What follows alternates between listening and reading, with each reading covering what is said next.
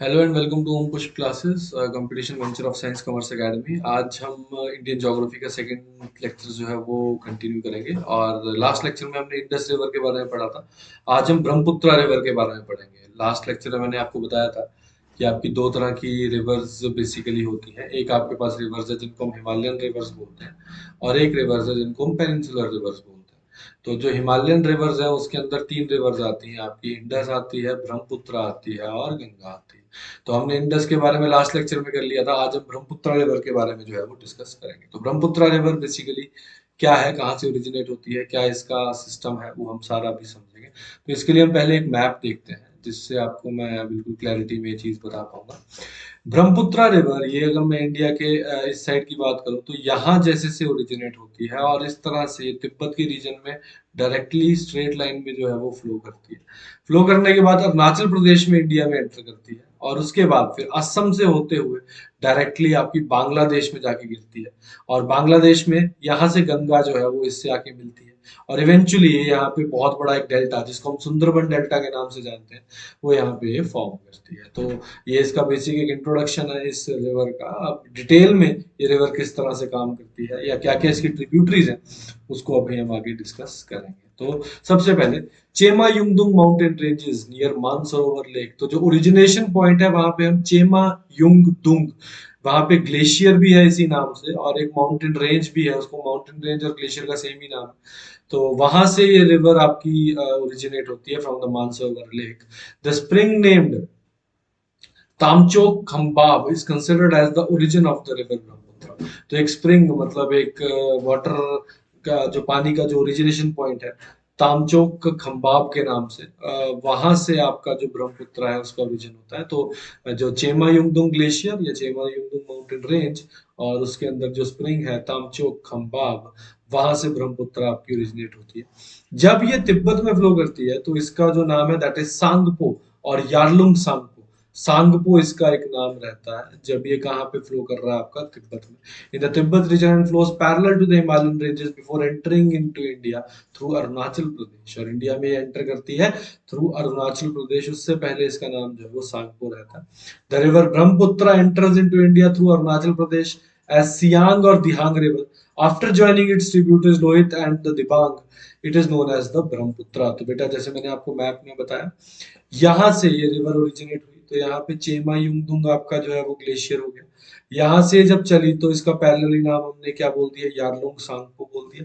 यहाँ पे जब ये एंटर हुई तो अरुणाचल में एंटर हो गई और यहाँ पे जब इसमें दिबांग रिवर मिलती है, दिबांग रिवर जो है वो इसमें जब एंटर होती है और लोहित रिवर, ये दोनों इसमें यहाँ जैसे आके मिल जाती है। फिर आगे जब ये फ्लो करती है तो इसका हम नाम क्या बोल देते हैं, ब्रह्मपुत्रा बोलते हैं। उससे पहले ये जो रीजन है यहाँ पे जो ये फ्लो कर रही है, यहाँ पे इसको ब्रह्मपुत्र नहीं, यहाँ पे इसको बोला जाता है दिहांग। यहाँ पे क्या बोलते हैं हम, दिहांग।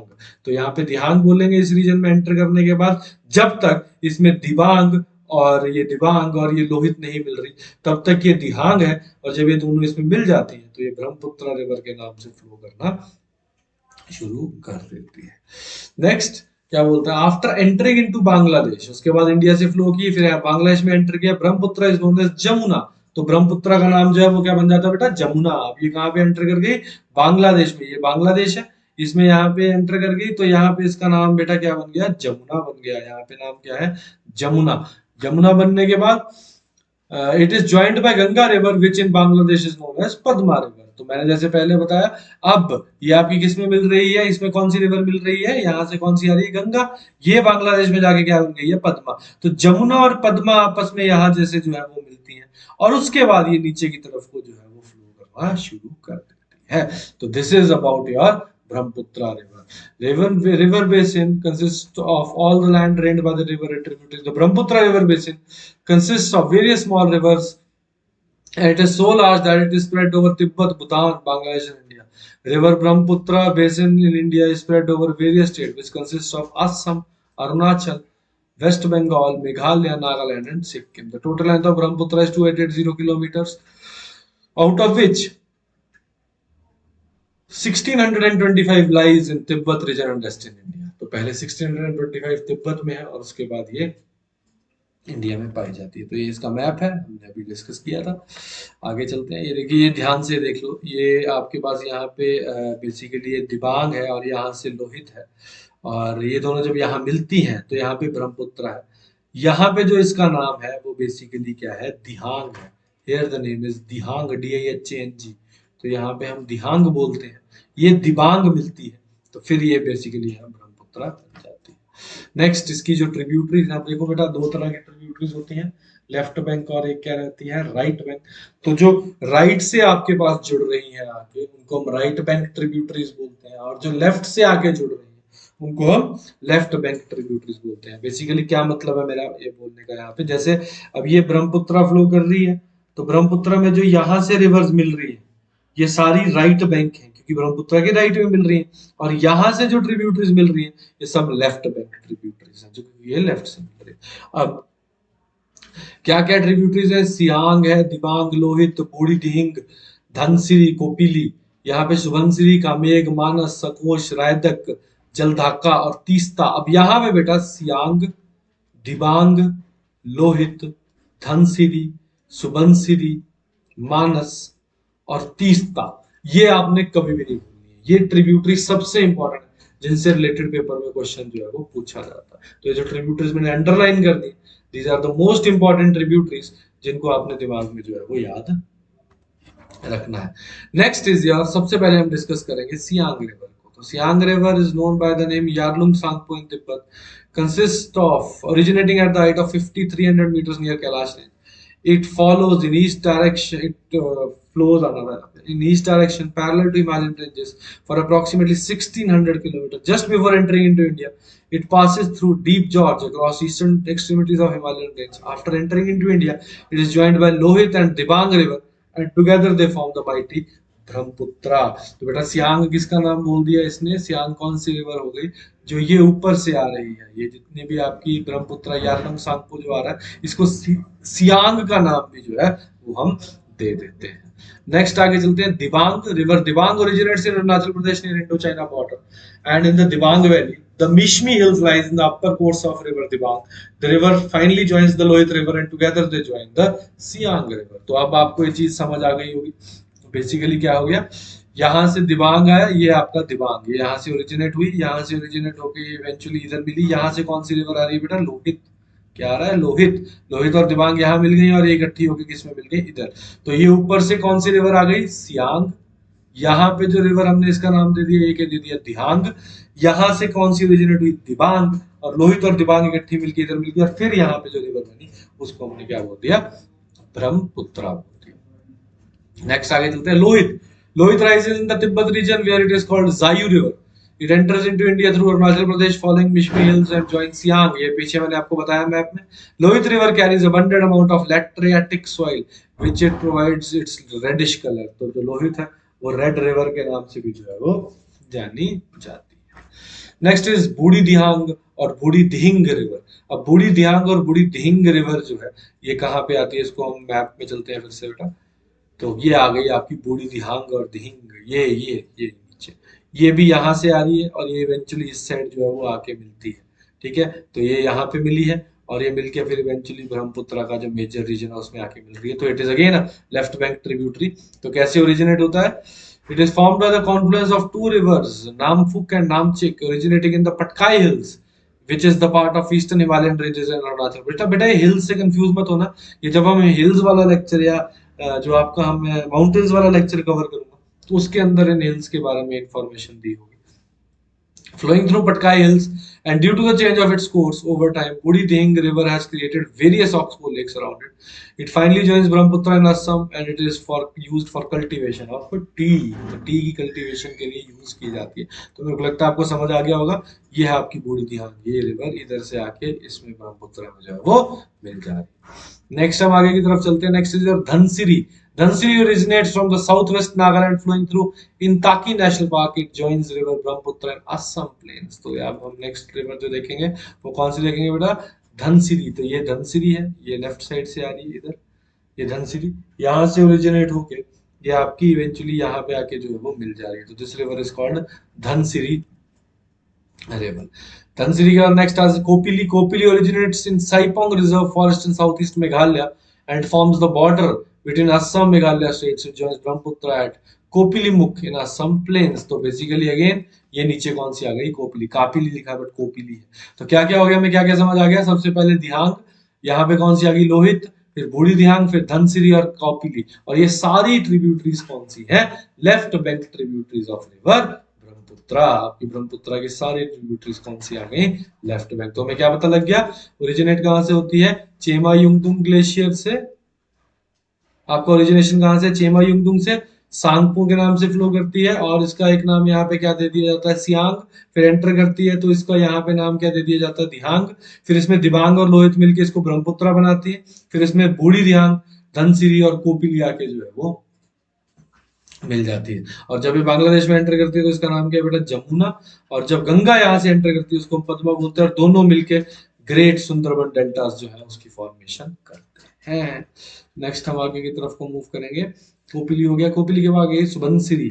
अब Subansiri, Subansiri river rise beyond the Himalayas in the Tibet region, so technically it is a trans Himalayan river. Subansiri is formed by combination of various small streams which have chu in their names, such as Sarichu, Chialchu, and Sikongchu is the main source of Subansiri river. इसमें आपको नहीं जाना है, you don't have to understand this. ये आपके syllabus या scope से बाहर है. आपने सिर्फ सुबनसिरी का नाम याद रखना. It is the largest tributary of river Brahmaputra. The important question is this, Subansiri जो है वो सबसे बड़ी ट्रिब्यूटरी किसकी है, आपकी ब्रह्मपुत्रा की रिवर की ट्रिब्यूटरी है. यहाँ पे दी होगी, हम सुबनसिरी को देखते हैं कहाँ पे बनाया है इसने सुबनसिरी को. ये देखिए यहाँ पे, देखिए यहाँ से आ रही, इधर से ओरिजिनेट होके ऐसे चल रही है. तो ये राइट बैंक ट्रिब्यूटरी हो गई. तो this enters in this place. यहाँ से आपकी सुबनसिरी आ गई. सुबनसिरी के बाद ये लार्जेस्ट ट्रिब्यूटरी किसकी है, ब्रह्मपुत्रा की. इंपॉर्टेंट चीज आपने याद रखना. नेक्स्ट आती है Kameng. Kameng rises near Gorichen mountain in Arunachal Pradesh near the Indo-Tibetan border. Flowing through Kameng district of Arunachal Pradesh, it enters Assam plains and joins Brahmaputra. It flows between two important protected areas, Sesa and Eagle Nest Sanctuary on the west and Packet Tiger Reserve on the east. ये important चीज है याद रखना कि river कहाँ कहाँ से flow करती है. Sessa and eagle nest sanctuary on its west and Pakke tiger reserve on its east. और ये जो क्वेश्चन है ये पेपर में आ जाता है कि ये कहाँ पे है, तो ये अरुणाचल प्रदेश में. तो ये रिवर कौन सी हो गई, कामेंग रिवर. कामेंग के बाद नेक्स्ट आती है Manas. Is a trans Himalayan river that originates in Tibet region. Originating from Tibet, it flows for 24 kilometers before entering into Bhutan and finally into India, which it joins the river Brahmaputra. तो basically उठती कहाँ से है, तिब्बत से. कहाँ पे जाती है, भूटान में. और भूटान से इवेंचुअली कहाँ पे मूव कर जाती है, आपकी मिल जाती है आपकी ब्रह्मपुत्रा में. तो this is again important question for Manas, याद रखेंगे. It is the largest river system of Bhutan. और मानस रिवर भूटान की सबसे इंपॉर्टेंट जो है वो आपके पास रिवर है. ये इंपॉर्टेंट चीज है. Manas river flows through two important protected areas, the royal Manas national park in Bhutan and Manas wildlife sanctuary in India. इसका क्वेश्चन पेपर में आता है बेटा, याद रखेंगे. Manas wildlife sanctuary in your India, ये बहुत इंपॉर्टेंट चीज है, इसको हम याद रखेंगे. तो मैप पे एक बार देख लेते हैं.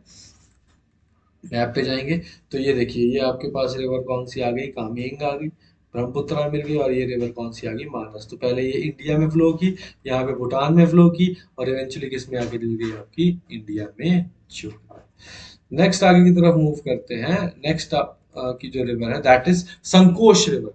Sankosh river rises in Bhutan. Sankosh river जो है that rises in Bhutan. Bhutan में रिवर आपके पास जो है वो ओरिजिनेट होती है.